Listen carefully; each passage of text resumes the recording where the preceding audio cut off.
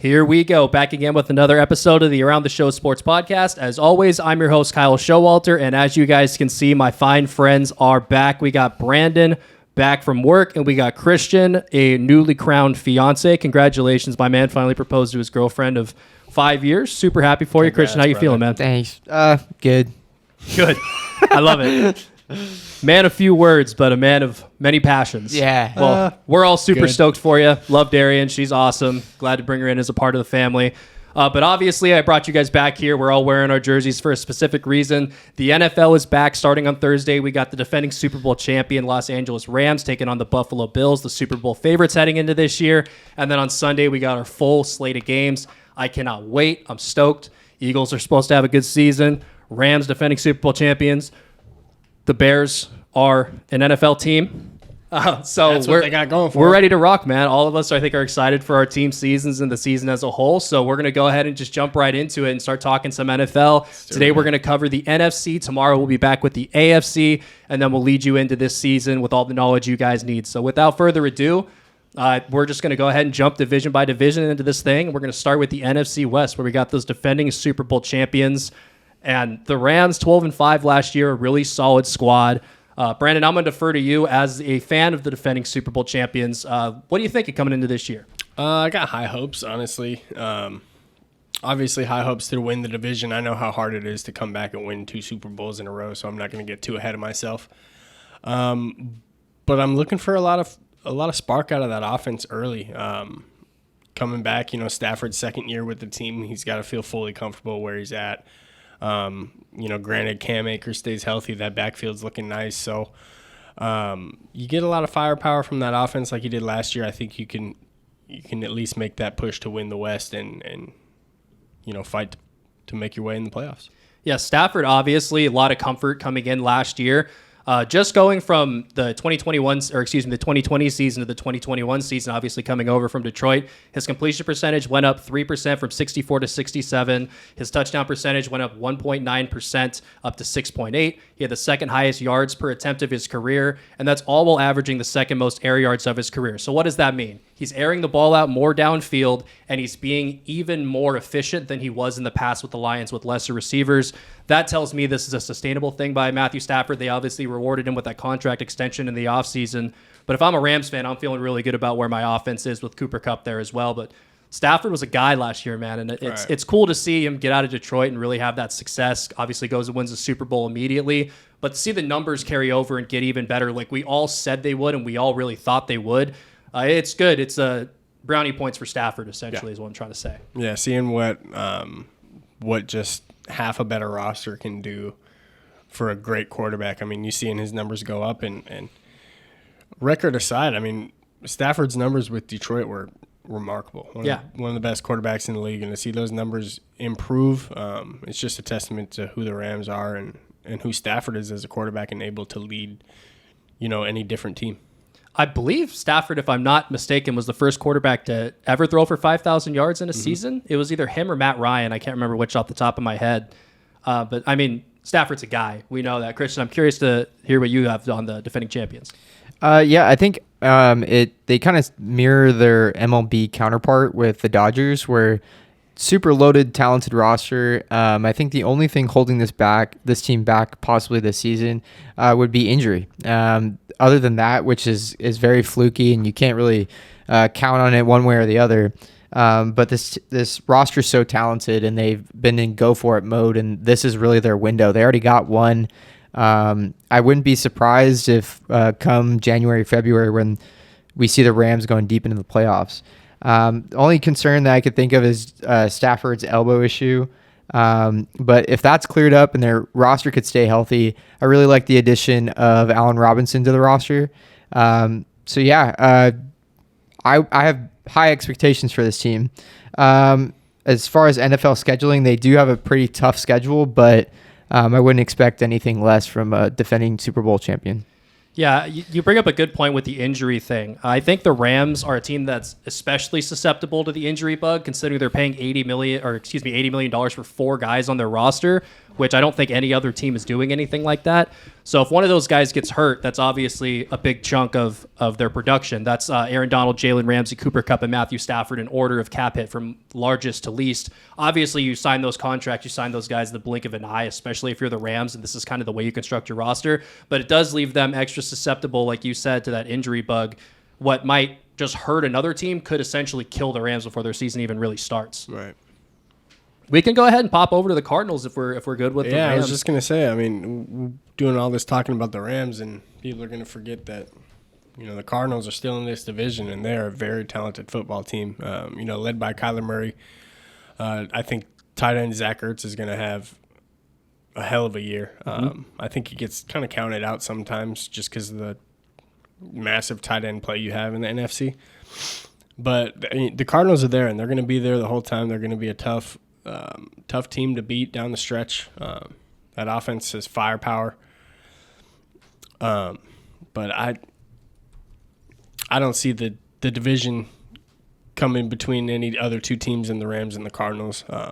49ers have some stuff to work out right now at that quarterback position, and that's kind of the big wild card for them. Right, yeah, it's a huge wild card. You don't know what the 49ers are going to end up doing this season. And like we said about the Bears, the Seahawks are an NFL team this year. So yeah, the Cardinals, they're an interesting team. I think every year we've kind of gotten accustomed to a really hot start, and they're kind of slowing down. The running joke is that it's whenever Call of Duty comes out, the Cardinals start to lose because of the Kyler Murray connection.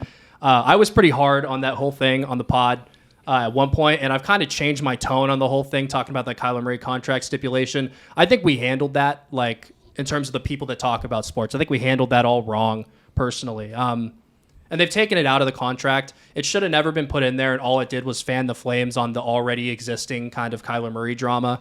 But really, like, my question with that, and the thing with NFL quarterbacks and people that watch a lot of film, and really anybody that's passionate about anything, like even this with us, like, we love sports.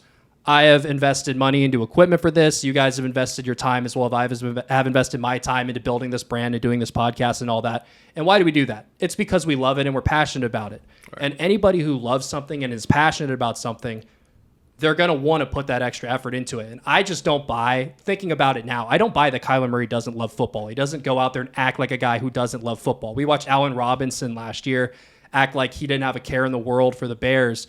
And I'm sure he's going to go over to the Rams this year and be great, but he obviously didn't love football in that moment. Right. Kyler Murray has never once taken a playoff that I've seen. He's never once been a bad teammate that I've seen. Obviously, watching from the broadcast is different, but I think it was really unfair for a lot of us to kind of jump on Kyler Murray for that, because he's not a guy that we should have suspected has any issues with this. Could he watch more film? Probably. Could every young quarterback in the league get away with watching more film? Probably as well. So I think collectively, not necessarily owe him an apology, but I think we kind of are going to be eating our words when Kyler comes out this year and balls. And hopefully he puts together a full season, because an NFL with Kyler Murray balling out a whole year is going to be a better league in total. Yeah. I'd just be interested to see how Kyler Murray this year, no one doubts his talent, and he starts off so hot, and then we all kind of just are in awe of how great he can be. Yeah. But he hasn't put together a full season yet. I wonder, with having the contract situation completely settled and he doesn't have that weighing on him, if he could play more freely.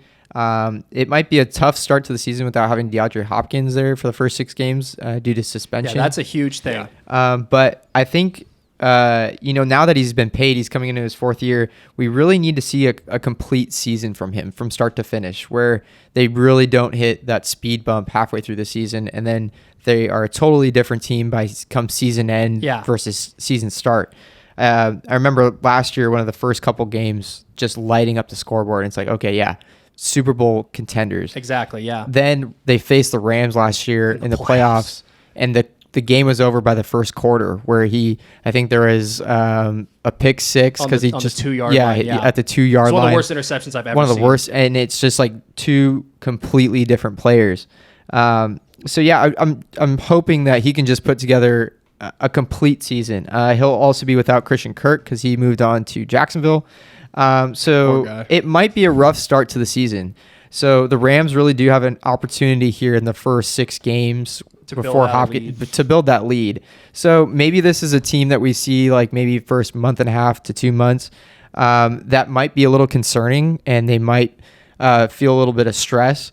But I think they hit their groove halfway through the season, and maybe they can carry that momentum into the playoffs this year rather than starting out hot. Maybe they catch that fire midway through to the end of their season. So. Yeah, and I think something we forget about because Kyler is so dynamic and such an explosive player, we forget he's only 25 years old. And 25-year-old quarterbacks in the NFL, talk about a guy like Patrick Mahomes. He said he didn't understand how to read a defense until year 3.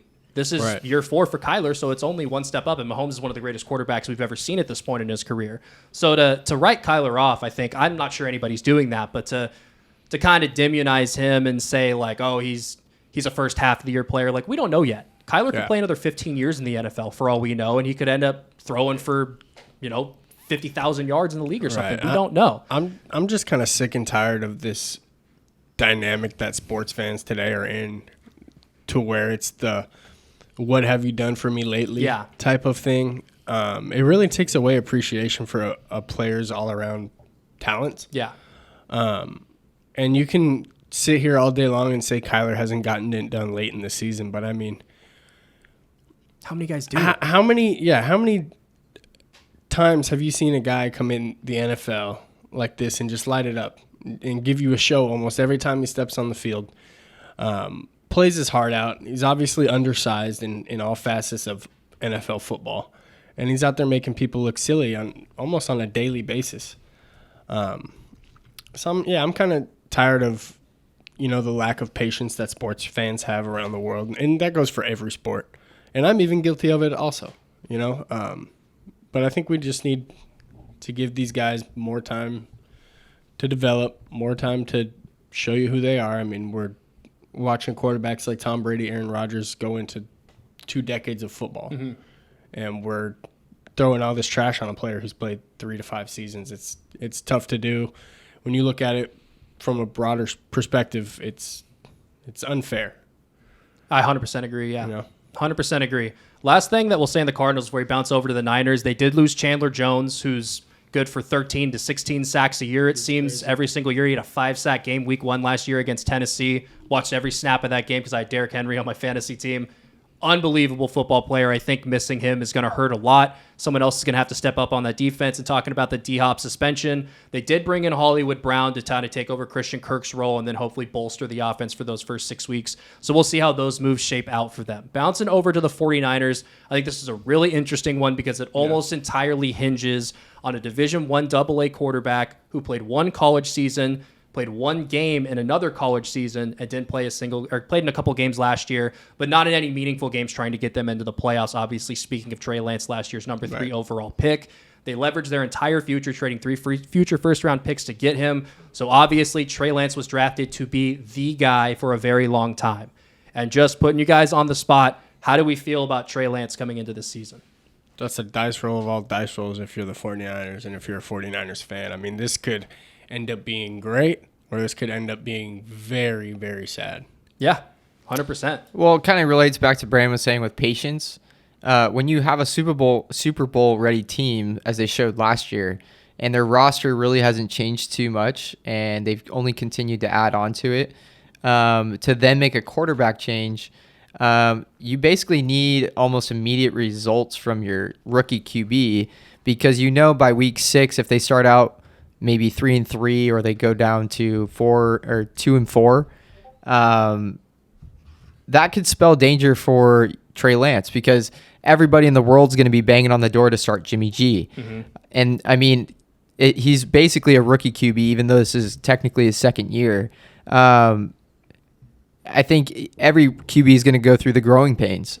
So I'll be super interested to see how it really shakes out with them, because I know as soon as they lose a couple games here, the seat might be getting pretty hot for Trey Lance. Yeah, I'm gonna touch on that a little bit, because I was just thinking, how short is Trey Lance's leash gonna be, being that they still do have Jimmy? I think it's going to be long. You do? I don't think you trade 3 first-round picks for a guy and then give him the team, announce that you're bringing Jimmy G in as the backup, and then not give him the room to make mistakes. I'm sure there's been assurances made in that building from Kyle Shanahan and John Lynch, the coach and GM of the 49ers, that this is Trey Lance's job. If he goes out there and he throws 4 picks in a game, I'm sure he'll get benched for that week and be out there the next one. Unless it becomes consistent, then obviously you make a change later.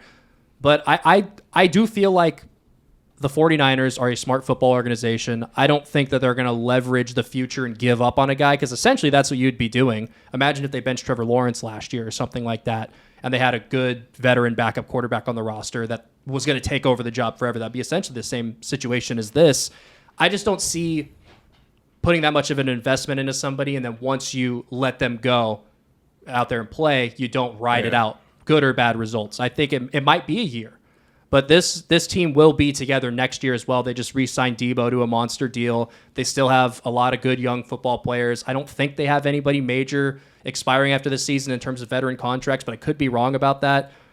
I don't see how they could justify having a short leash for him personally. Even though they do have Jimmy G, who's a perfectly serviceable backup. I talked about him a lot on this podcast, being the average of all average quarterbacks. He's a guy who can go out there and win you a game if you have a good roster, but Trey Lance is a guy who could elevate that ceiling from a playoff contender to a Super Bowl contender. If he hits. If he doesn't, obviously, that's a different conversation. Right. Yeah, my only question with the Niners there in that topic is if they hit some hot water, I want to know how quick the coaches will remember where Garoppolo was able to lead them last year. And I know he didn't play the best game in that NFC Championship game, but he was able to lead them to one game before the Super Bowl. Mm-hmm.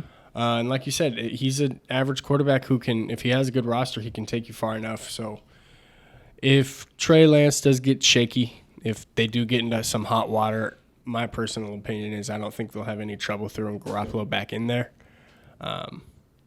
But I agree with you. I mean, the ceiling is so high for Trey. They made a bunch of business decisions around him, so you have to at least give that the shot. Yeah, I think it's going to take like a 4-interception game. And I think he'd be out there the next week. I think he'd essentially have to prove he's not an NFL quarterback for them to go away from him this season, I think, at least long term. I have a lot of faith in Kyle Shanahan more than anything.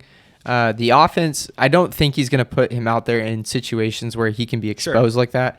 I think that was a complete disservice when we get into it with the Bears, but Nagy just didn't do Fields any favors. Yeah. You can build an offense around their strengths. And if those weaknesses start coming out in Trey Lance, I have the utmost faith in Kyle Shanahan that he'll be able to change what he's doing and then adapt it to what he can do.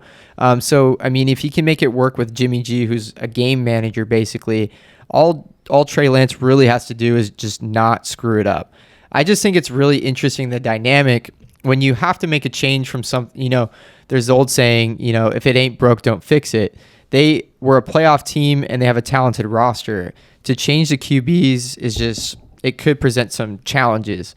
And so when you have to do something difficult, it makes it a lot easier when you don't have a safety net. When you aren't scared about, if this doesn't work out, I have my foot in the door in something else. You do the best when there is no other option. Trey Lance is the future. There isn't, we can't just go to the backup. Yeah, and Jimmy's gone next year. Right. Like that was made very clear in the contract. Yeah. They can't tag him. They can't do any of that other stuff. So it'll be interesting. It will just be interesting, the pressure that's on Trey, where it's like, it is his job, but, there's always that thought, that Jimmy G's on the bench and he's waiting, if something were to go wrong. So that's just my only thought is I'm just interested to see how the dynamic works a few weeks into the season. If they start off hot and they win 4 or 5 of the first 6, I don't think, we won't be talking about this. Sure, but absolutely. I think it presents an interesting topic if they start off maybe 3-3 or 2-4, and then you have this roster that's built to win, and it's like, obviously, these guys are counting on not just Trey Lance and Jimmy Garoppolo, but the rest of the roster is like, what are we doing here? Right. Are we here to win? Or are we here to grow this quarterback? So it'll be interesting how it works with the veterans and yeah. One last thing I'll say before we bounce over to the Seahawks and then head over to the NFC North, but I don't think we'll spend too much time on Seattle. I love the Debo contract. I just want to put that out there really fast. I agree with everything you just said, by the way. I do think it'll be more of a fan conversation than a conversation in the building. I think there's going to be a lot of fans calling for Trey Lance's head at that point. I think they're going to trust the process. But the Debo contract, for what you get for him, essentially a hybrid between a running back and a receiver, absolutely awesome deal. He's one of the most unique players, not necessarily like a Shohei Ohtani in baseball, but just a guy who's so good at doing two things is so rare and saves you a roster spot that you don't necessarily have to carry an extra running back or something like that because you know you can put Debo back there. It just does so much for the organization. Bouncing over to Seattle, finishing up that NFC West, 7-10 last year. They lost Russ. They have no path to be good. They did re-sign DK Metcalf, so good for their fans. 3 for $72. That's $58 million guaranteed with a $30 million signing bonus, the largest ever at the position. But honestly, outside of that, I really don't know what there is to talk about this. There's Geno Smith starting there. Drew Lock couldn't win a job again. He's probably done fighting for starting jobs after this point. Do you guys have anything to say about the Seahawks, honestly? Pass it on to him. I just think their season is more about watching the highly touted college football quarterbacks who they're going to be picking for. I 100% agree with that. Yeah. They might over-under on 4.5 wins for them. What do you guys think? You said over-under 4.5. That's just a number I threw out there. That's not a Vegas number. 4 under. I'm going under at 4. I would take the under. I'd put them right at 4 wins probably, especially in this division. There's 3 good teams here. All right, we're going to go ahead and pack it over to the NFC North now. So leading the NFC North, we have the Packers. They went 13-4 last year, but they definitely did not have an offseason that I would say was positive for them. Losing Devontae Adams to the Raiders is a big blow. Their wide receiver one over the last couple of years. Traded to the Raiders for a first-round pick. They gave him a big money contract. They do still have Aaron Rodgers under center, though. The last 2 seasons, the back-to-back MVP has averaged 4,200 yards, 43 touchdowns, 8 yards per attempt, so very efficient on 9 air yards per attempt. And he led the league both years in quarterback rating with a score of 80 and 69, respectively. So Aaron Rodgers is still playing peak Aaron Rodgers football. They don't have Devontae Adams anymore. I'm curious what you guys think kind of an impact that's going to have on him. Personally, I don't suspect that much of a drop-off for this offense just because they still have that guy under center. Yeah. Losing Devontae's big, but I don't think this offense got as bad as people are saying they did. Still an obvious front runner for the North. And as long as you have Aaron Rodgers at quarterback, I think anything is possible. Absolutely. The guy's amazing. He's got a knack for turning these average receivers into, players with a name in the NFL. For instance, I think him and Lazard are going to be something special this year that a lot of people are kind of counting out. That's a big talk, is that receiver room in Green Bay and how are they going to come back from losing their biggest guy. But, thinking about this since the trade has happened, I think Green Bay's still every bit as good as they were. As long as you have Aaron Rodgers at your quarterback, I think you're going to be a team that competes for a Super Bowl. I think the offense, definitely took a hit. They had lost not only Devontae Adams, but Marquez Valdes-Scantling as well. Yeah. I think that they were the 2 top wide receivers for their offense last year. Alan Lazard has never really been a big contributor. I think his role expands, but I don't know how far of a climb that is. But what I did think improved over the offseason is their defense. Their defense was already top tier last year. They were top of the league, and they only added on with the draft picks that they got this year from the Devontae Adams trade. So I think their defense is just going to be so elite that offensively, even if they're not the top of the league like they have been, as long as they're a middle-of-the-road offense, I see a clear path to the playoffs for them. So certainly to the playoffs. Maybe we see a drop-off. I mean, it's hard to say drop-off to the back-to-back MVP champ, Aaron Rodgers. And he's so good, he makes any receiver look much better than they actually are. Plus, I just respect Matt LaFleur's offensive scheme for him. They do such a good job with their movement, pre-snap movement. Thank you. Their pre-snap movement, their way of getting receivers open. I think it's more of a testament to their scheme that they run, that you can make receivers who are not difference makers into difference makers is just a testament to the coaching. So maybe we see a slight dip in numbers for Aaron Rodgers because he doesn't have the weapons that he had before. Aaron Jones is another year older, but they do have A.J. Dillon, Quadzilla. Love A.J. Dillon. So they do have him, so I don't think there's too much of a drop-off from their running game, but Bakhtiari's health will be a big contributor to how well their run game goes. But I think their defense is just so elite that they should see themselves in a similar position that they did last year.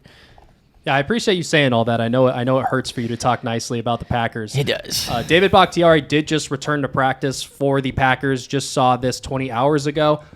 So he's back on the field. Don't know in what capacity. He is a huge piece for them. Lazard, he's had 513 receiving yards. That was last year. That's the highest total of his career. So definitely not a guy who's ever been, a go-to guy or a huge part of the offense before. Aaron Rodgers has all the confidence in the world with him or in him.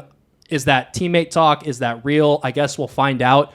I think Aaron Jones, just speaking about fantasy football for a minute, I think Aaron Jones is going to have a monster season personally. In PPR leagues specifically. I think Aaron Jones is in line to catch anywhere from 55 to 65 passes this year. If you haven't drafted yet, highly recommend targeting Aaron Jones. I didn't get him in any of my leagues, but he was definitely somebody I was targeting in around that second and third round area, just because I think he's going to be one of the guys Aaron Rodgers trusts the most. He's been in the offense for so long. They know they can depend on him, and it clears the way for him to have a little bit less contact weekly. If he's carrying the ball less and instead getting the ball out in space, not getting crunched up in the tackles, they can let A.J. Dillon take care of all of that. Who do you guys think leads the team in receptions this year? Are we all going with Lazard? I think that's my biggest question is who is going to get the 600 throws that Aaron Rodgers is going to take this year? I think Lazard is the easy answer just because he's the wide receiver one. But I mean, Aaron Jones could be up there. Jones could lead the team in receptions, honestly. I like if they spread the ball around enough. I like Christian Watson, their second round draft pick.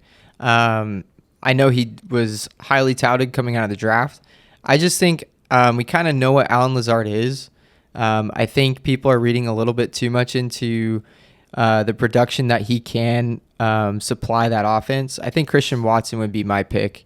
But I think I'm not saying he's going to be the top of the league for receptions, but for that offense, I think it's a close second with the two running backs with A.J. Dillon and Aaron Jones. Yeah, so 70 catches could lead the team. Yeah. In all honesty, Aaron Rodgers is plenty capable of spreading the ball around. We know that. Let's go ahead and move over to our next team. That's the Minnesota Vikings. 8-9 last year, and this is a team that I think is the polar opposite of a team in the AFC that we'll talk about tomorrow, in that they lost a lot of winnable games last year. And that's kind of what the Vikings do every year, but last year was kind of remarkable. They lost 9 games, right? 7 of those were 7 or less points. 4 of them were by 3 or less. If they flip 2 of those wins, they're a 10-7 team, and they're in the playoffs. So the Vikings, who got a new head coach, who's more inclined to pass the ball, which is what this league does. They're no longer going to be running the Mike Zimmer run the ball 55% of the time. They could throw the ball 60% of the time. Justin Jefferson, a guy that I was targeting in fantasy this year as well, he's potentially going to get Cooper Kupp-like usage. They brought over Wes Phillips, the offensive coordinator the quarterback's coach from Los Angeles, as well as Wes Johnson, who is the head coach over there now, was the offensive coordinator last year. So that's going to be very interesting for him. I think they're going to throw the ball a lot. I think they are a team that could improve quite a bit this year. I agree with you there. I don't have too much to touch on the Vikings, but just like Kyle was just talking about those close games last year, if you flip 2 or 3 of those, you're talking about a playoff team, a team that could possibly contend late in the stretch, but I don't know if we're talking about a Super Bowl. But it'll be interesting to see how they come out and play this year. I still think, Green Bay's got a hold on the whole division, but you never know. Maybe a sneaky wild card there from Minnesota. That division's up for grabs. Really quick, I want to point out, Kevin O'Connell, head coach, Wes Phillips, offensive coordinator. I got the names mixed up in my head when I was spitting them out. I said Kevin Phillips, I'm pretty sure. But yeah, will they win the division? No, the Packers are still there. Are they going to be good enough in a pretty weak division to potentially make the playoffs? Possibly. Christian, I'm curious what you think.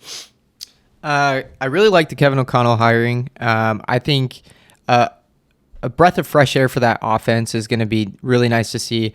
They already have so many talented weapons. Jefferson leading the way, but we can't forget about Thielen. Like, he's still there. He's a big 10 contributor. touchdowns last year. And then Dalvin Cook, he's just a force to be reckoned with. I really like their offense, and I think hiring an offensive mind coach, especially in the first year where it's really easy for the NFL to catch up to you after 2 or 3 seasons. They have so much tape on what you like to do as a coaching staff. So similarly to the Bears, when we hired Nagy for the first year, everything was fresh and everything was new. But by year 2 and 3, everyone's like, okay, you're just a bag of tricks, right? So even if he isn't a bag of tricks, I'm not saying he is, but they have that newness to the offense, creative thinking. So I think with Justin Jefferson really coming into his own, especially this year, where he could lead the leagues in receptions and yards, maybe receiving touchdowns as well. I think it just opens the opportunity for a lot of success for them. And like you guys were saying, they lost some winnable games and maybe won some losable games. So it's a flip-flop, and you really are what your record says you are. So they were a middle-of-the-road team last year. But I kind of expect that to change this year. I don't want to be too hot-takey, but I could see them contending for the number 1 spot in the division, just because I like their offense that much. Sure. So I think they might split their 2 games with the Packers, and then we'll see. They have about the similar strength of schedule with the Packers. Packers and the Vikings are 15 and 16. So it's basically up for grabs. I think Green Bay's defense, their eliteness is probably more elite than the Vikings offense. So maybe they get the little edge there, but I think it's a lot closer than people giving it credit for. I could see it coming down to the final weeks where Vikings and Packers are really trying to go for that top of the division. So Yeah, I mean, a team that lost a lot of winnable games last year, upgraded at head coach. Kirk Cousins, in my opinion, is a perfectly fine quarterback. He can whip the ball around like anybody in the league can. But I think Jefferson is clear the star here. You look at his numbers last year. He was 4th in the league in targets total. He was top 10 in average depth of target, so he's getting targeted downfield. Top 10 in touchdowns, finished 2nd in receiving yards. Just an all-around star in real football, fantasy football, whatever you're talking about. Again, if you have not drafted yet, and you got a mid-round, first-round pick, I cannot stress to you enough. Take Justin Jefferson as the first wide receiver off the board this year. Take him. Coming from me. Take him. Bouncing over to the Chicago Bears. Kind of a funeral. Did not have a good year last year. Went 6-11. But honestly, it's kind of hard to judge where this team is because we haven't seen them not play without Matt Nagy on the sidelines and Ryan Pace in the front office in the last couple of years. I think this team could surprise some people, but the lack of weapons on offense kind of limits how far I think they could take anything. I'm not saying playoffs or even 500, but I think they're going to be in a lot more games this year than we think going forward. I think Justin Fields, I've been in on him since he was at Ohio State. I absolutely love the talent. I think they could do wonders for him, and I think they have in the preseason from what I've watched, getting him out of the pocket on some rollouts, letting him make some quick reads to get the ball out of his hands fast, just let him feel success and things that he knows how to do, that his athletic ability allows him to do, like throwing on the run, rolling out of the pocket, finding guys, cutting the field in half. I think if they do a lot of that, the Bears can be much better this season than they were last at the very least. They might not win more games, but I think they'll be in more games, if that makes sense. I'll let you talk first about your team here, buddy. So I feel like similarly to the Rams, with they kind of match their counterpart in the MLB. I think the Bears do too. It's a dawn of a new era for the Bears. They completely stripped it down to the bolts, where they got rid of our front office, they got rid of the coach. So Pace and Nagy are gone. So we brought in Ryan Poles and we brought in Matt Eberflus. Matt Eberflus wasn't really the sexiest hire at the time. He's a defensive coach out of Indianapolis. But from everything that we're hearing out of the preseason and out of mini camps is he is having the guys play hard. They're stressing the little things in all areas of football. They're playing hard. And then in preseason, it matches everything that we've been hearing, where you're seeing people fly to the ball. Even though it's an incomplete pass and the ball hits the ground, you have 8 Bears defenders surrounding that ball. So I think fundamentally they're going to be more sound this year. But the talent, a lot better culturally a lot better too. But talent-wise, I just don't think they're going to be anywhere competitive. But the national media is, it seems like the Bears might be 31 out of 32, like we're picking in the top 3. I don't think we'll be that bad. But this year is going to be kind of fun. It's going to be a see what we have kind of year. We're hoping that Justin Fields takes the next step. But I think the biggest spotlight, the biggest highlight from our offseason was the hiring of Luke Getsy, which was the Packers offensive coordinator. He's like the quarterback's coach. So his offensive game plan that he's bringing to the Bears, already in the preseason, we're seeing pre-snap motion. We're seeing receivers move around. We're seeing the scheme that makes sense. Play calling's making sense. They're rolling Justin Fields outside of the pocket and highlighting what he does well rather than trying to make him fit a system that he doesn't fit. So in those remarks, I think it's going to be a fun season because we know we're not going anywhere, just like the Cubs were this year, where we know we're not winning. So let's see what we have and look towards the future. So that's pretty much that's what I got. Gotcha. I'll keep it short and sweet for the Bears. I think it's going to be a season of momentum. I think they got to come out hot out of the gates. Can't afford too many losses early in the season because they seem to be a team that gets deflated easily. You're relying heavily on a young guy in Justin Fields who's got all the talent in the world, but if you put too much pressure on a young guy's shoulders without having some help either on the defensive side or some offensive weapons, it's going to be tough any way you put it. So I think it's going to be really important for the Bears to come out of the gates hot and get a few wins early this year, just to get comfortable and just to know that they can do that kind of stuff. Starting off the first 2 games of the season, I believe they got the Niners and the Packers, so that's going to be just a tough test. But then week 3 gets a little bit easier, and they're playing Houston, so I think that could be a confidence booster, or it could just be the game that, tells us where the Bears are going to be for the rest of the season.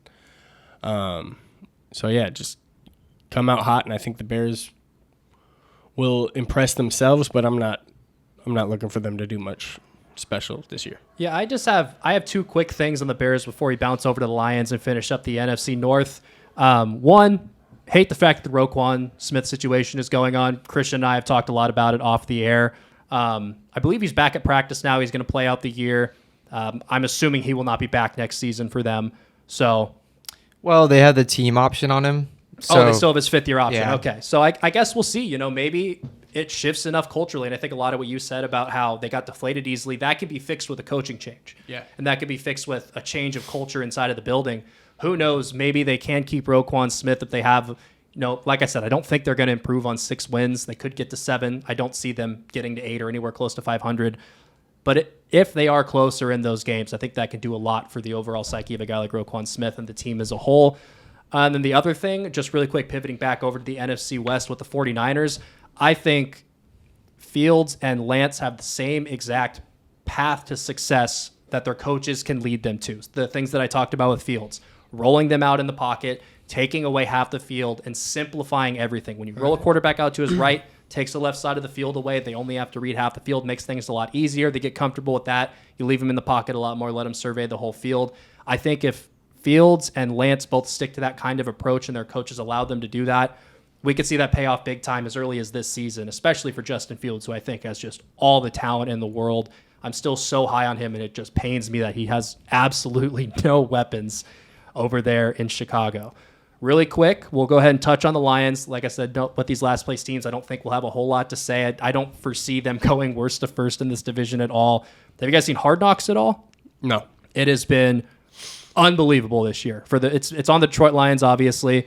It's been really, really cool. They got a former Eagles assistant, Deuce Staley, there, who's the assistant head coach. He's fucking awesome. I love Deuce Staley. Shout out Deuce. They have a sneaky good offensive line. The Lions could improve up into that 4, 5, 6 win mark easily, I think. I think the culture has been completely overhauled there. They got a lot more of their guys. Aiden Hutchinson has looked awesome in the preseason from what I've seen. So I'm looking forward to checking them out and seeing how they develop this year. I don't know if you guys have much to add on the Lions.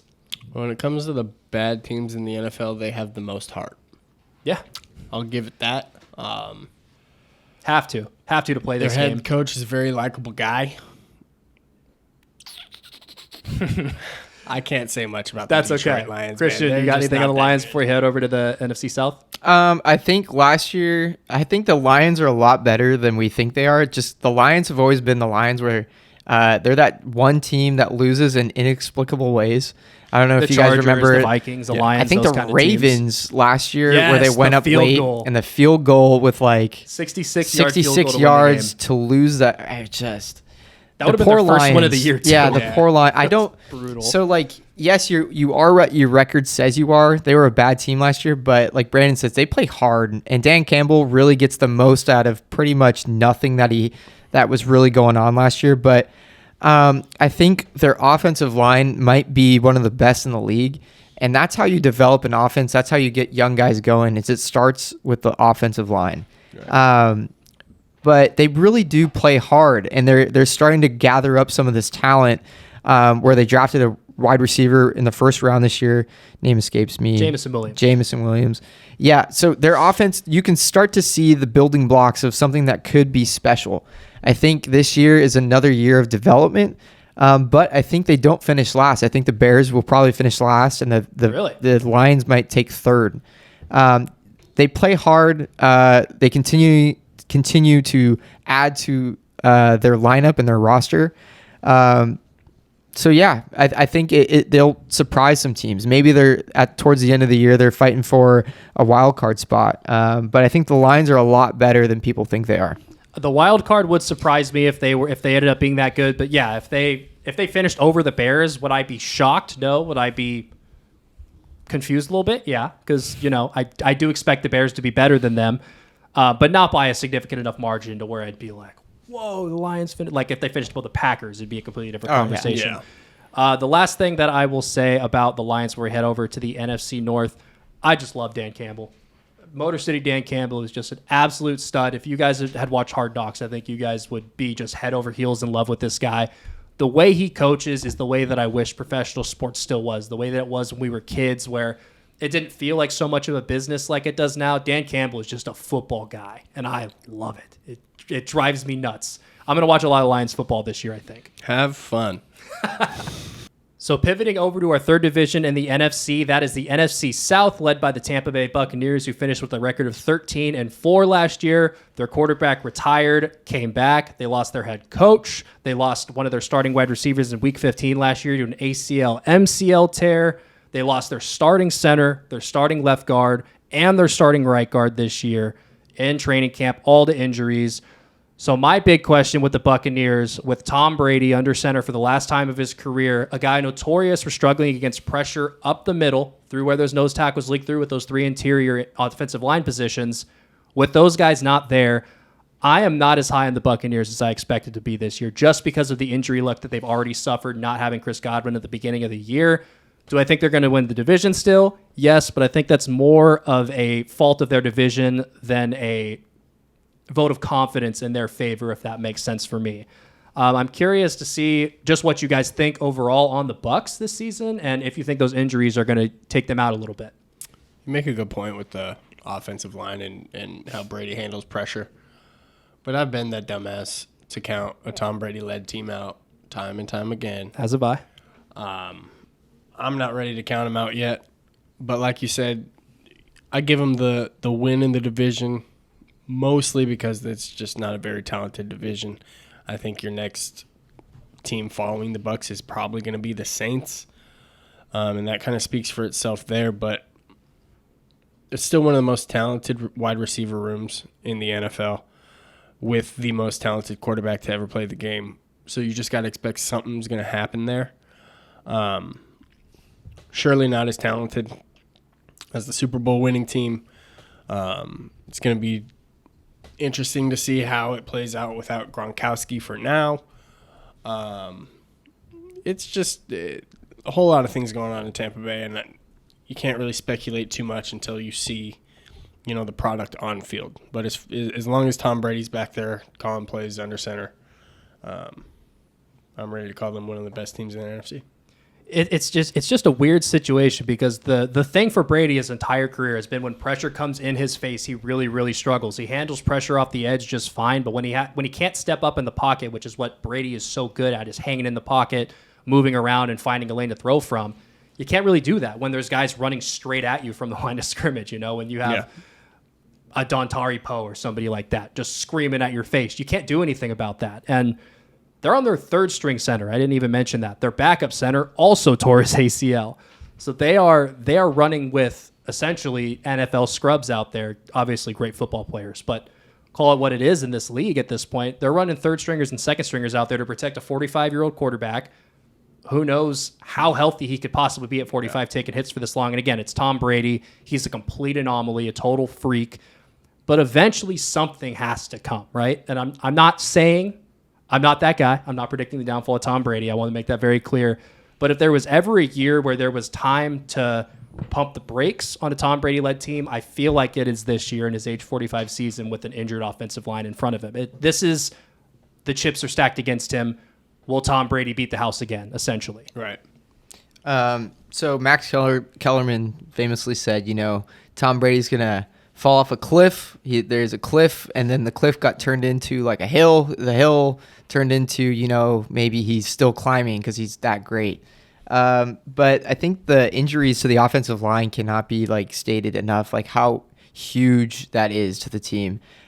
When Ryan Jensen went down, the center, I think he was contemplating retirement. Personally, I was hoping he would go to the Bears. He had retired and he came back. I was hoping he would go to the Bears. He would sign with the Bears. But he's just that critical of a piece that Tom Brady, went to him and was like, hey, please, if I'm coming back, you're coming back. And then for him to just be out for the rest of the year is a huge blow. And then, like you said, the second string center then tears his ACL. So that is huge. That's so huge. But doesn't it feel like to anybody else with this recent press conference when Tom Brady had to address the media with the time that he's missed recently? And, it just seems like it seems like for the first time I've ever seen in his career where you can kind of see the tides changing, where maybe there's starting to be some more important things in his life than just playing football. And he's now starting to see maybe the end of his career coming, where he's starting to see there are other things outside of my football career that are important to me, like my kids and my wife. So that raw emotion that you kind of saw with him in that press conference, I think it just kind of opened my eyes. Maybe we always just expect, with water being wet, Tom Brady's going to be playing football. Yeah. I just kind of feel like this might be a season where, we start to see the end coming. Of course, I don't want to be the next Max Kellerman predicting that, and who knows, because you never want to be on the wrong side of Tom Brady. But for the first time, I can actually see, a path to where this starts to reach its conclusion. But on the other note, their defense is still really good. So their defense is going to be really good. They added Akeem Hicks in the offseason from the Bears to help that defensive line up front. So the line is going to be an issue, but I think they're going to be competitive enough, and their division is going to be weak enough to where they should be in the conversation towards the end of the year to be atop of their conference. Yeah, and I think they're going to be in the Super Bowl conversation because of the guy they have under center, as long as they squeak into the playoffs. There's always going to be, when you're going to predict that wild card playoff game, say that they finished the 7th seed in the league, in the NFC somehow, we're probably all going to pick the Bucs in that game, no matter who they're playing, because it's Tom Brady and it's in the playoffs. Really, I think we've touched on everything we need to for this team. But like you said, the defense is going to be really strong. They did bring back Leonard Fournette. They have said that they want to run the ball a lot more this year, not have Tom Brady throw it 700 times, which makes sense given they don't have Antonio Brown anymore. Chris Godwin's coming off a double ligament tear in his knee, which generally takes 2 full years to recover from based on the guys we've seen have this kind of injury recently. So I don't know if they're going to have the weapons to be the team that they were last year and years past. But like I said, I think they're going to win the division. I don't think it'll be necessarily close. I think this is easily the weakest division in the league.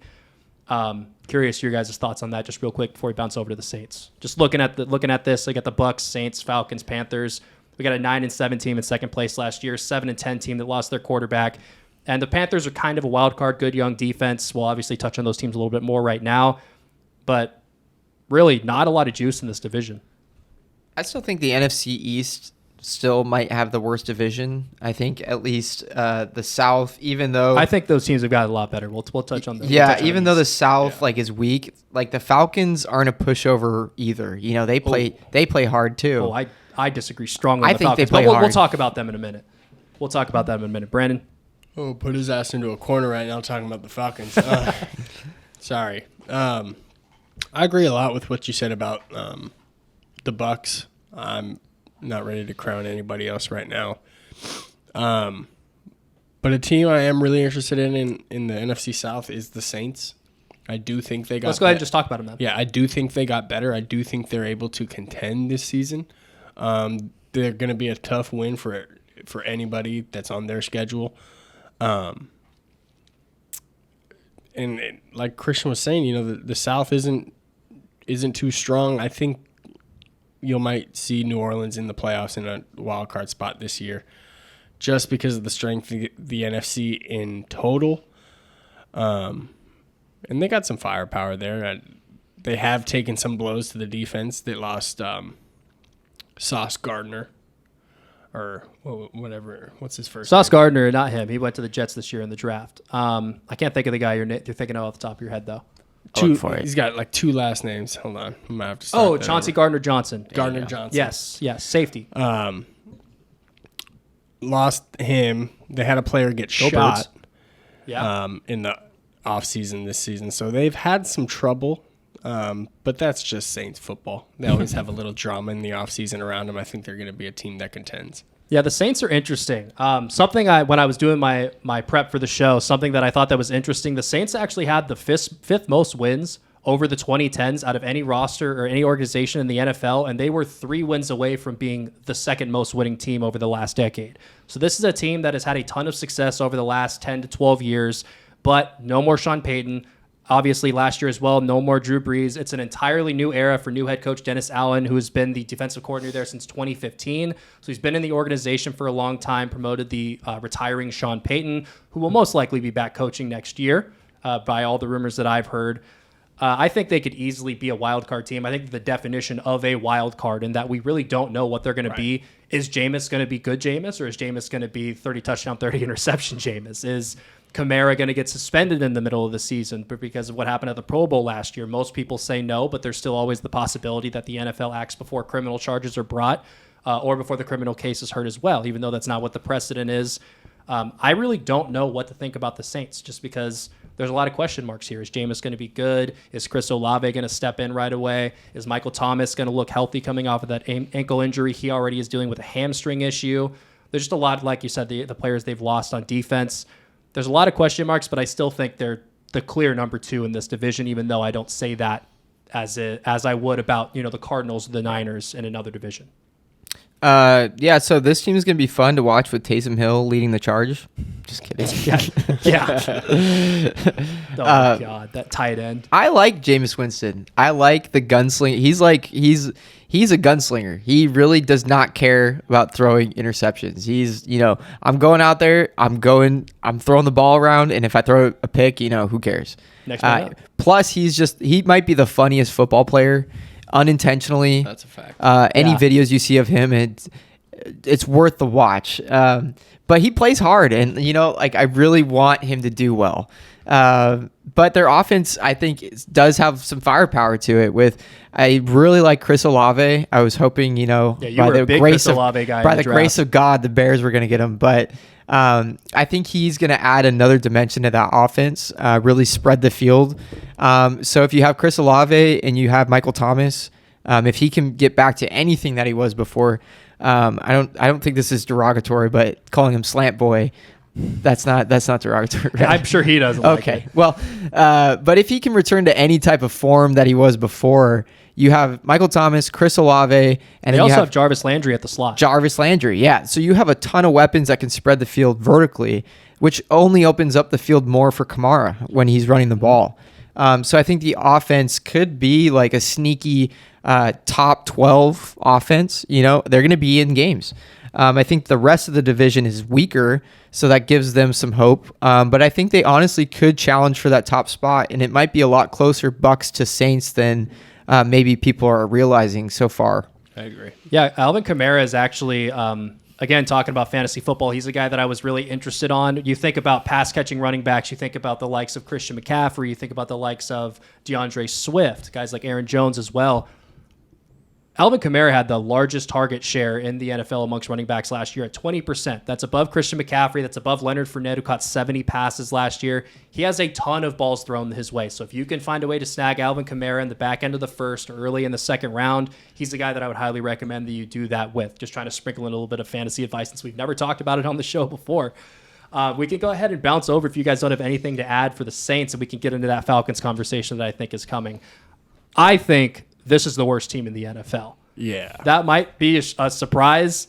I saw their final roster the other day on Twitter, and it was the saddest shit I think I've ever seen on an NFL Twitter account. They have minimal talent at every position outside of tight end. Start at quarterback. You have Marcus Mariota starting at quarterback. It's over. You don't have Calvin Ridley at receiver. They lost Russell Gage as well. I'm not sure if that was this season or last, but they just don't have any weapons. They don't have anybody on defense. They have a bad offensive line. They have a guy who's been a backup quarterback in Las Vegas the last couple of years. I don't see a path to 4 wins for this team, honestly. I think they're if I was a betting man, I'd be putting money on them to be drafting first next year, personally. Yeah, between them and the Seahawks for sure. I'm surprised we're even having a conversation about the Falcons, and I'm definitely surprised that you're all high on them. I thought we were going to be bouncing over to the Panthers, where they have my minimal interest as well. But, yeah, the Falcons aren't going to be a team that I turn on the TV too often to watch this year. There's not much to say about them. Yeah, They got a good coach with bad players. I'm curious, Chris. I got to hear it, man. Yeah, What do we got? Where you're coming from? So I'm not high on them. I don't think high is not the right word. Sure, you just don't think they're going to be the worst team in the league. No, I think they're gonna be pretty bad. They're gonna be bottom 5 for sure, maybe bottom 3. But I did like what I saw in the preseason from Desmond Ridder. I don't know if you guys watched any of the preseason. I hadn't seen any, but I was pretty high on Ridder in the draft. But I think it'll be fun to watch him develop the season and see what he can add to the team. Because if they are as bad as we think they are, they're probably picking a QB pretty high, right? I think Ridder I think he's going to be fun to watch. I think Kyle Pitts, he's amazing too. Yeah. I think it's going to be one of those teams you're going to win against. You could probably count a win against when you see them coming up on your schedule.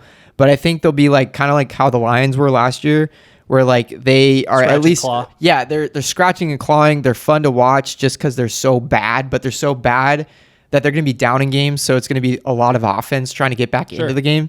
I could see that for sure. So I feel like they're going to be bad, but at least I feel like they'll be competitive. They're going to be one of the worst teams in football, but I feel like they're the Lions of last year, where what they are, but it's kind of fun to see them at least play hard. Yeah, this is maybe the one team, and we'll go ahead and bounce over to the Panthers after this just so we can keep this division a little bit quicker so we can get into the East, which I think we'll have more conversation about. If the Bears didn't have Justin Fields, they'd be the Falcons for me. That's this level. They're the Bears with no young, exciting quarterback. They're just... Well, they got one. He's just not playing. That's true. Okay, we'll go ahead and bounce over to the Panthers then. I think the big story here is clear. Baker Mayfield coming in to be the starter, taking over for Sam Darnold. They play Cleveland week 1, which is going to be fun to watch. That's cool. That's going to be a game that I have the audio on my little split screen when week 1 comes for the 10 a.m. games up here on the West Coast. Do we think Baker elevates this team to 500? They won 5 games last year. That would be really no 500 teams in the NFL anymore with 17 games, but somewhere in the 8 to 9 range would be a 3 to 4 win improvement. I could see if the Saints aren't what we think they are, the Panthers kind of elevating into that second place 9-8, 8-7 kind of range. But if the Saints are good, they got to play them twice. They got to play the Bucs twice. I think they might end up right around this 5-12 mark, honestly. Yeah, I agree with you there. I'm always going to be big on Baker just because of my Oklahoma ties. But I like Baker too. I've put out there, I think he's easily a starting quarterback in this league. I just don't think there's enough talent there around him, if that makes sense. Yeah, a lot of bad cards dealt his way. And he may not have handled all of his situations that he's come across, accordingly. But at the end of the day, he's your guy. He's the best quarterback in the room. I'm interested to see what he can do with that offense, and I use the word interested mildly. I'll probably look it up here and there.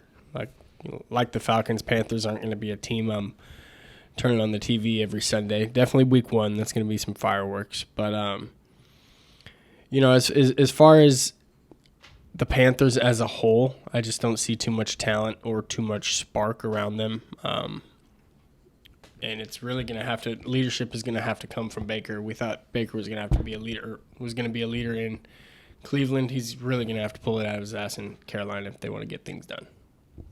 I think the Panthers will probably be, just like you said, around the 500 mark. I don't know. Adding Baker instead of Sam Darnold is too much of a huge step forward. I don't think it's going to result in too much of a difference between last year and this year. But what I will say about Baker Mayfield is, now he's got a chip on his shoulder. And I love watching players, that have felt like, you've counted me out and watch what I could do. That's what Baker's best. That's going to be fun. That's going to be fun, and especially him against Cleveland. But they do have some players on their team that have talent, like DJ Moore, who is an underappreciated wide receiver, I think, in the NFL.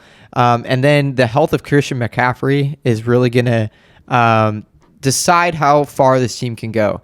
Not the biggest Matt Rule fan. I think he needs to go. But I feel like this team is going to win some games. I don't feel like they'll have enough to make the playoffs, but I feel like they'll be on the cusp. Sure. I they'll think be on that's that, well within the realm of possibilities for them. They'll make that graphic towards the end of the year, the In the Hunt. They'll make that they'll in be the on hunt. there. They'll be on there. They'll be there. You basically have to win more than 5 games to be on that graphic. Basically, so with the 7 playoff teams they have now. Really quick before we wrap up this NFC South, you mentioned DJ Moore. He's a guy who I absolutely adore as a football player. Get a hold of this stat. DJ Moore has the 15th most receiving yards in NFL history through his first 4 seasons. I'm going to go ahead and read you the list of quarterbacks that have thrown the ball to DJ Moore, okay? We have a bad Cam Newton, Kyle Allen, Teddy Bridgewater, PJ Walker, and a USFL star, Taylor Heineke, Garrett Gilbert, and Will Grier. Wow. And he has the 15th most receiving yards in NFL history, just a couple hundred below Odell Beckham Jr., who, when he came into the league, absolutely lit the league on fire and looked like the future of the league at the position. That is just about what DJ Moore has been. He just hasn't scored enough touchdowns. He's never scored over 4 touchdowns in a season to really elevate himself into that upper echelon of wide receivers with a little bit more luck and a quarterback who actually knows how to throw touchdowns, going from Sam Darnold, who does not, to Baker Mayfield, who has thrown touchdowns in the NFL, believe it or not. I think he's in line for a really, really big season this year. Another guy in fantasy that I have been targeting massively in every mock draft and every draft that I've been in. Got him in both of my leagues. Very excited about that. We can go ahead and bounce over to the NFC East. So for our last division, we got the Cowboys leading the pack last year at 12-5. And I would say, outside of the Giants, who have completely punted on the year 2020, the Cowboys had the worst offseason in this division. The Eagles added playmakers on both sides, and Washington upgraded at quarterback. You can say upgrade or downgrade depending on how you feel about Carson Wentz, but I think it's fair to say he's an upgrade over Taylor Heineke. On top of that, Tyron Smith, he's not going to play until December. He ripped his hamstring off the bone in training camp. He was the second-rated offensive tackle in football by Pro Football Focus, only behind Trent Williams, who is an ageless wonder. And they traded Amari Cooper for a 6th-round pick and cut Lyle Collins for money reasons. So the Cowboys did not have a good offseason, and suddenly with Tyron Smith and Lyle Collins gone, that offensive line that's really been the strength of their team for the last 7 or 8 years since Zeke came into the building suddenly looks like a real weakness for this team, and that gives me a lot of concern for them going into this year. And we got to rely on CeeDee Lamb to kind of pick up the slack that Amari Cooper leaving. Michael Gallup and Michael Gallup and CeeDee Lamb need to pick up those extra targets. How are they going to step up and do that? I think there's a lot of question marks this time of year for the Cowboys in 2022 that we didn't have last year. Yeah, if you thought Zeke was bad last year, you just wait until you see what kind of protection he's going with this season. You touched on it perfectly, man. I don't think that offense did any favors for themselves this offseason. Already struggling late in the season last year, and to get worse, to drop one of your best receivers for a 6th rounder, in my opinion. I think Amari's one of the top guys in the NFL still, and we can debate about that on another day. I don't expect much coming from the Cowboys this season. Like you said, they got to rely on CeeDee Lamb to be their number one guy, and I think he's a guy who is another, Sooner pride, another guy I'm really high on, but I think he's a guy that does take plays off in the NFL. I think I have seen him, make drops that could have changed the game if he caught the ball. I don't know if he's ready to be a number one guy. I think he was, kind of fitting into that sneaky number two mold there, to where defenses could kind of forget about him, and that's where he excelled the most. I think if you have defenses keying on CD going into the game, it's going to be a little tougher for that offense to get moving. Still high on Dak Prescott, but no quarterback's going to be shit if they don't have help in the NFL. Yeah, absolutely. I think it's foolish to believe in a guy who I'm as high on as Dak Prescott. I think he's a high-end Tier 2 quarterback, a guy who could win you a lot of games in the NFL, can win you a Super Bowl if you get him with the right guys.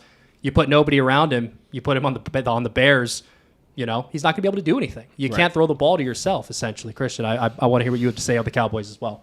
So we saw in the playoffs with Patrick Mahomes, like what can happen when you pressure even the best.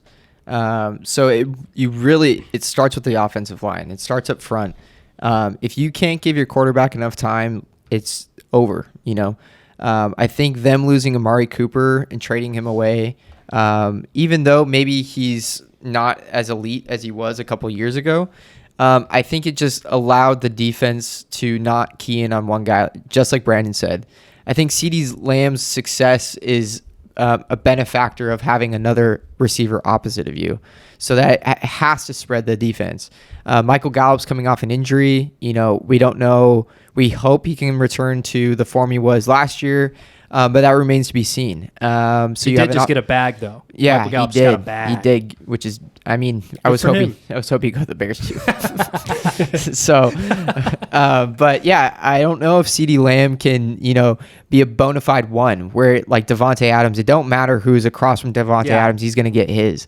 CeeDee Lamb, I think, is just, you have to pair him with another. You have to have somebody opposite of him for him to be as elite as he can be.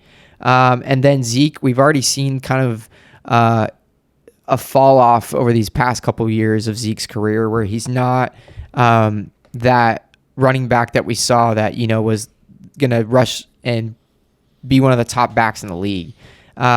So he also is going to have some regression. I feel even more regression when you can't open up holes for him to get through.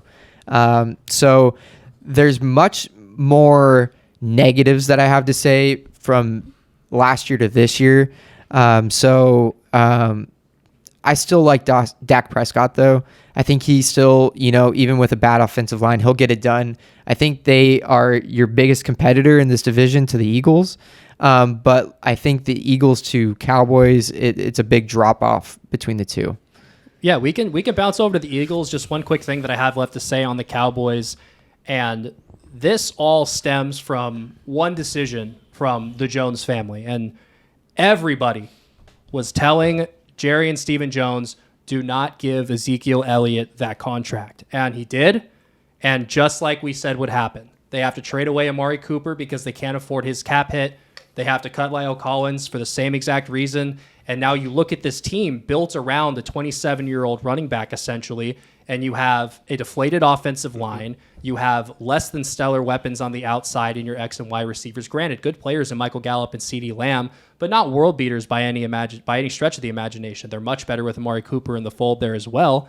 And you look at this team, and it's really hard to view this team from an optimistic lens versus a pessimistic lens like you can with the Eagles. There's way more good going on than bad going on with them in this division.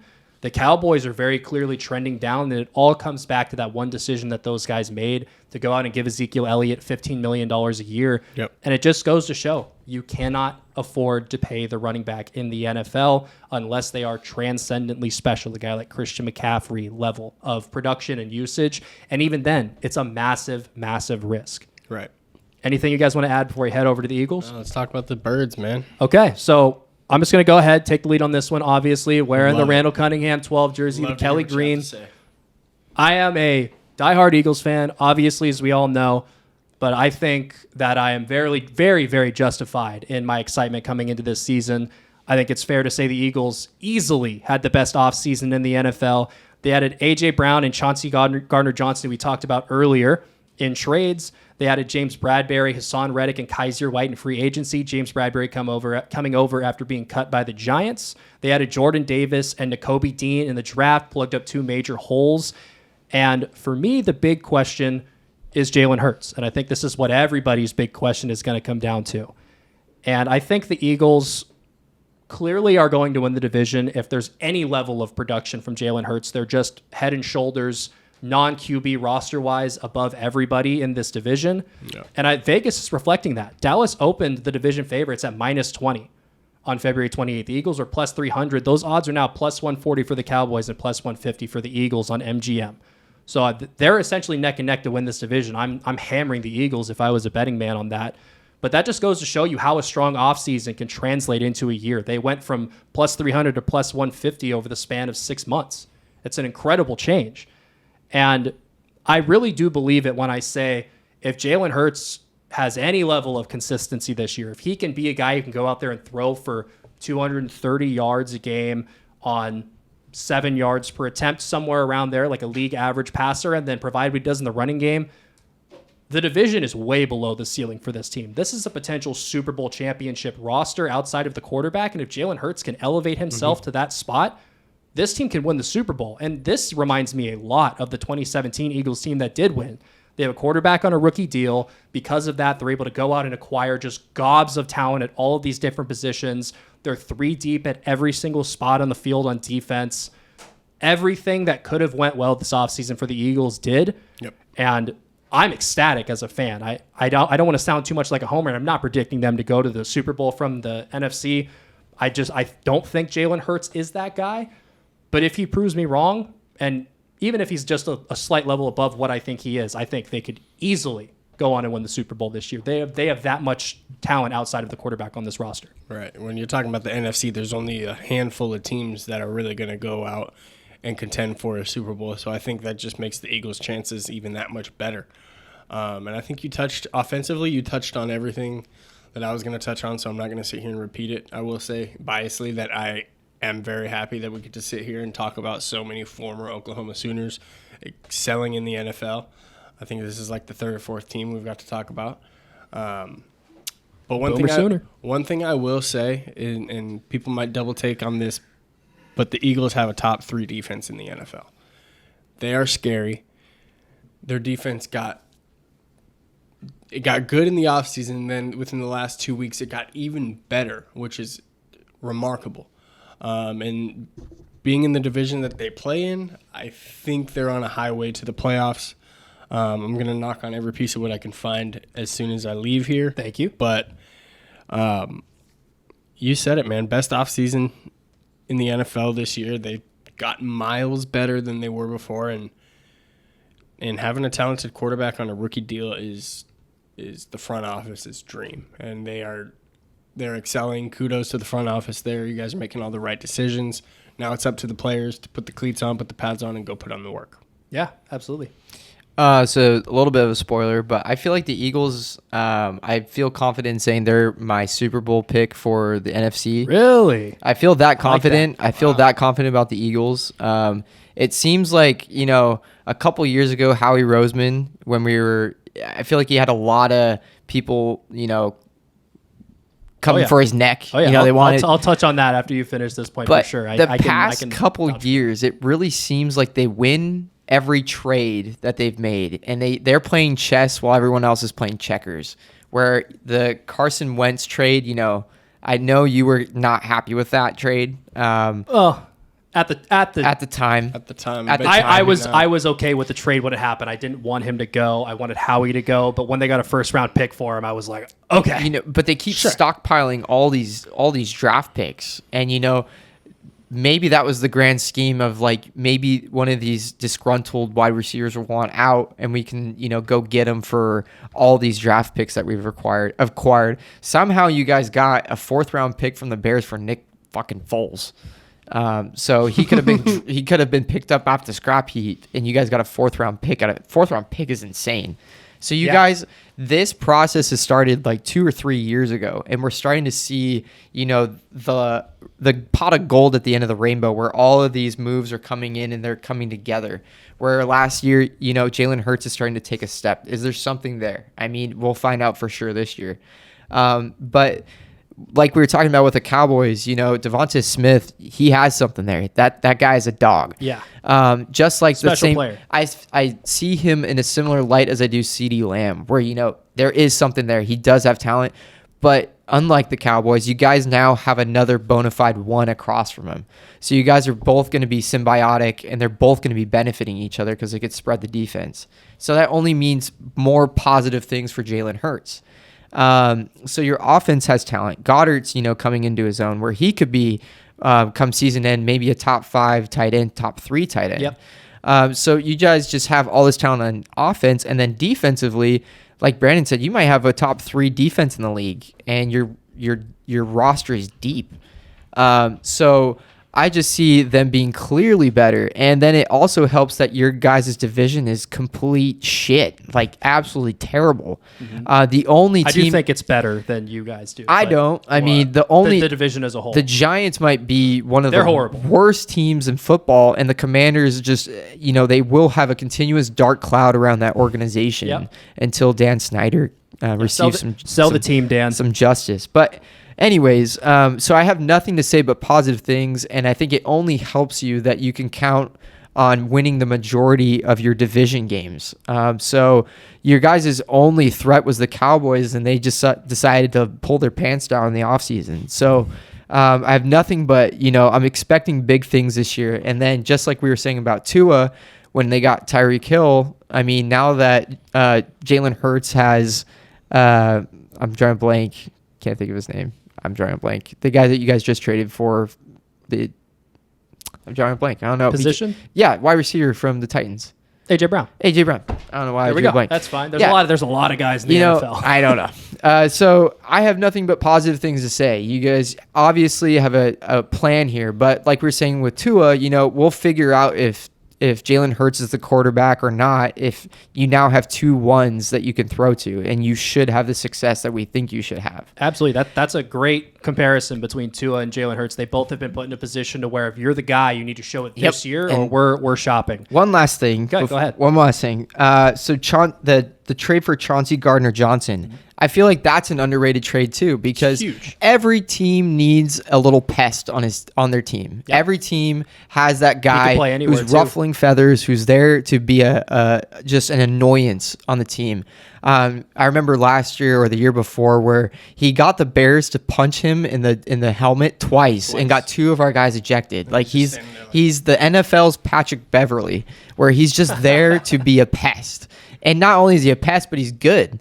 Yeah. So you guys just have across the board players that make sense, players that are good, and you're deep. I think it's the best non-quarterback roster in the NFL. Mm-hmm. I don't think it's necessarily a stretch. And I want to talk about what you said about Howie Roseman, the guy that built that roster around Jalen Hurts. I was firmly in the fire Howie Roseman camp when everything was melting down in 2020 for the Eagles after they signed Carson Wentz to that big deal, and he just completely fell off a cliff. I was convinced Wentz was not the problem. It was Doug Peterson, and it was the guys in the front office. They had to get rid of them and keep the quarterback they paid a bunch of money to. Howie Roseman bet on himself, got a first-round pick for Carson Wentz, just like he got a first-round pick for Sam Bradford during Wentz's rookie year, so he could start. He goes out, he brings in James Bradbury, he trades for A.J. Brown, he drafts Jordan Davis, trades up to draft him. He also gets Nakobe Dean in the 3rd round, a guy who fell because of medicals, who looks like he's going to be a really good player for the Eagles. Probably not an every down role, but a guy who can play anywhere. And like you said, he's just built such an impressive roster from top to bottom outside of the quarterback position. But they have Jalen Hurts on the roster. They have 2 first-round picks next year. They have a second-round pick next year as well. If they want to, if Jalen Hurts isn't the guy, there's no reason this football team with these guys on it can't go make a package, trade up for a top 3 pick, and take a guy like C.J. Stroud, a guy like a Bryce Young, a guy like a Caleb Williams out of UFC if they want to wait another year. take one of these top quarterbacks in the draft and essentially start the whole process over. There's absolutely nothing saying that they can't do that if Jalen Hurts isn't the guy.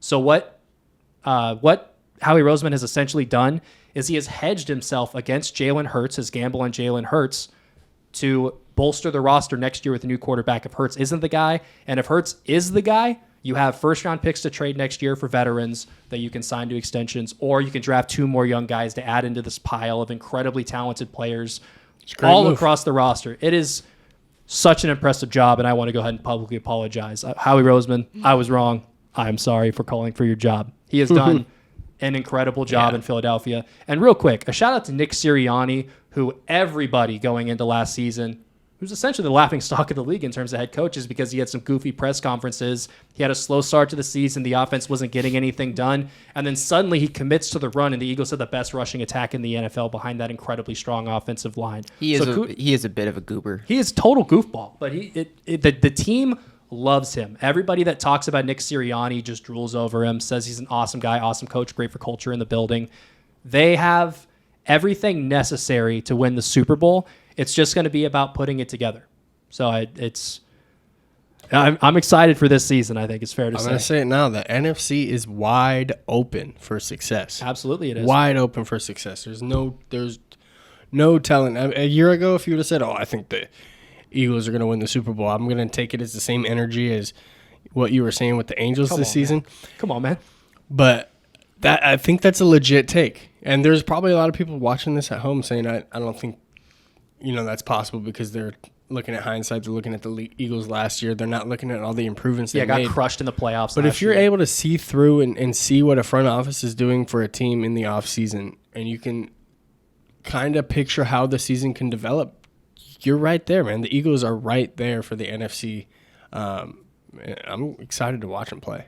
For sure. As am I could tell you that. Let's go ahead and finish up the NFC East, wrap today's episode up. We'll be back tomorrow with the AFC. Let's go ahead and pivot over to the Washington Commanders, who finished 7-10 last year. But the big story, they got Carson Wentz in the building now, former Philadelphia Eagles quarterback, making big money for them now over in Washington playing for the division rivals.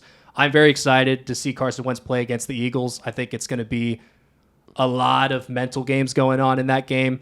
But overall for the season, I do think that he makes them a better football team, and this is a team that won 7 games last year. I think this is a wild card playoff team personally.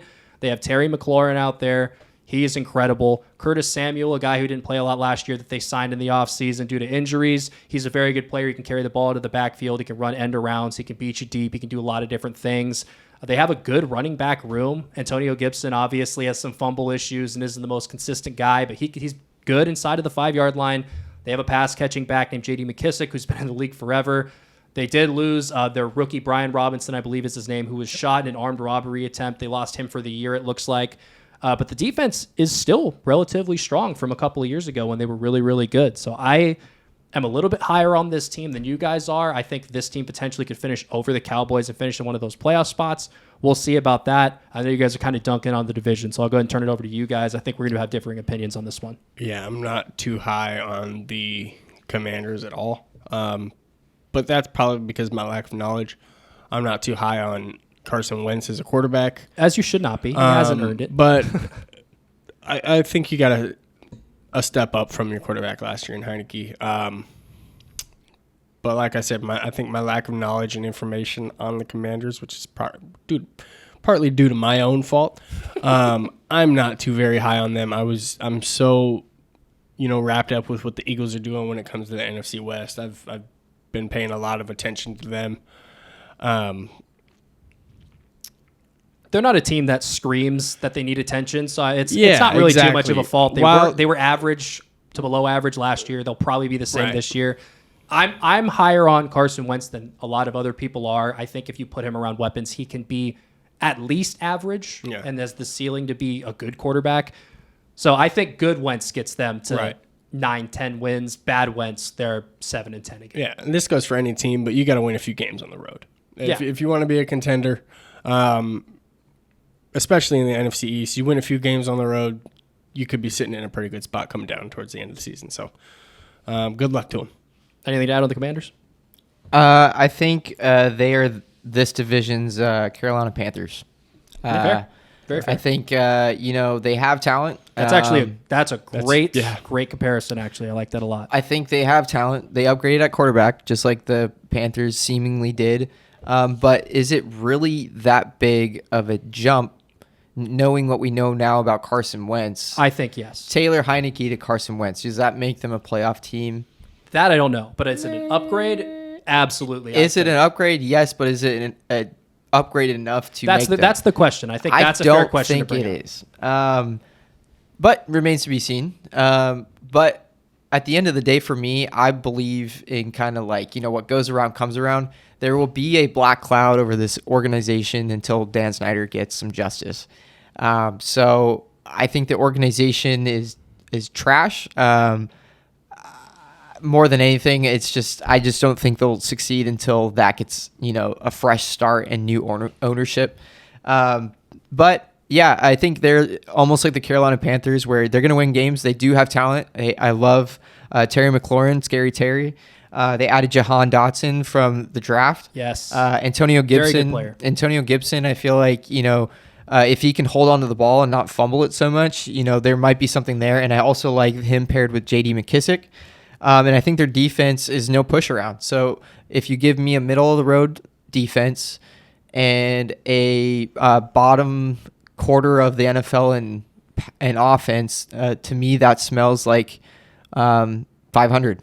Yeah, which like I said, 8, 9, 10 wins I think is well within the realm of possibility for these guys. 9 and 8 got you a playoff spot last year in the NFC. So I'm not projecting they're going to be world beaters, but I think it's certainly within the realm of possibilities that Wentz leads them to the playoffs this year. Will it be a great season? No. But is it going to be good enough to get them into the playoffs? I think potentially. I wouldn't bet on it, but it's possible. Anything to add, Brandon, before we head over to the Giants to wrap up the show today? No, man, I got a lot to say about these Giants here. Do you? No. Okay, I was going to say, I don't think any of us are going to have much to say. I do have a few things to say.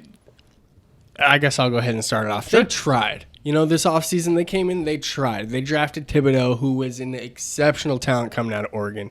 And, of course, the Giants are going to giant, and he gets the season-ending injury. I think it's season-ending. It's definitely significant. It's the knee. But, man, you think the tide starts to turn a little bit for them, and they lose their number 1 draft pick. They release Blake Martinez, which is still baffling to me. I'm not too sure why. And I know Giants fans around the world are pissed off about that. Giants are going to be the Giants this season. Yeah. That's all I can say about it. I think the only thing I really have to say on them is they brought in 3 new players to start on their offensive line. I didn't write their names down, so I don't know it off the top of my head. So hopefully, for Giants fans' sake, that helps Saquon Barkley get going a little bit, but I really don't think there's going to be much reason to turn the Giants on Sundays, personally. No. Anything to add before we wrap the show up?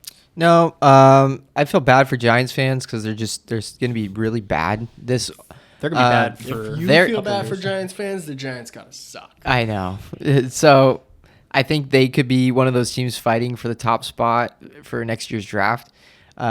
Daniel Jones, I think we know what he is, and I don't like it. I don't think he's going to be the difference maker you need in today's NFL, and I think Giants ownership knows that. I feel bad for Brian Dable for getting, he gets a shot at an NFL team, and it's this. Mm-hmm. So that's rough. Make the most of it, man. Yeah, but I think it'll be fun watching Saquon Barkley. I think he for how long? If he can stay healthy, if he can stay healthy, I think another year removed from that pretty horrific injury that he suffered. Right. If he can stay healthy, I think he could be one of the top 3 running backs in the league. Okay, 20 seconds or less while we wrap the show up. Brandon, your team for the NFC this year to represent in the Super Bowl. Green Bay Packers. Green Bay Packers. Aaron Christian. Rodgers. Flybirds. For me, I'm going to have to go with the Green Bay Packers as well. I just feel too good about Aaron Rodgers coming off back-to-back MVP seasons. I think the defense, like Christian mentioned a lot today, is a real strong suit for the team, and it's going to carry them through the weeks where they maybe struggle a little bit on offense. And at the end of the day, you bet on the guys. And Veteran Aaron guy. Rodgers He's is the guy. one of the guys of the guys. I'm rolling with him to represent, as well as the Green Bay Packers, the NFC and the Super Bowl this season. And with that, we conclude our NFC preview for the year. Thank you guys so much for tuning in. Be sure to like and subscribe. It helps out a ton with the channel. And we will be back tomorrow with the AFC. We're going to be kicking it off with a conversation about the AFC West, the most loaded division in football. None of us can wait for that conversation. Wish we could do it right now. But we will be back tomorrow. We will see you guys next time. See you guys tomorrow. Thank you.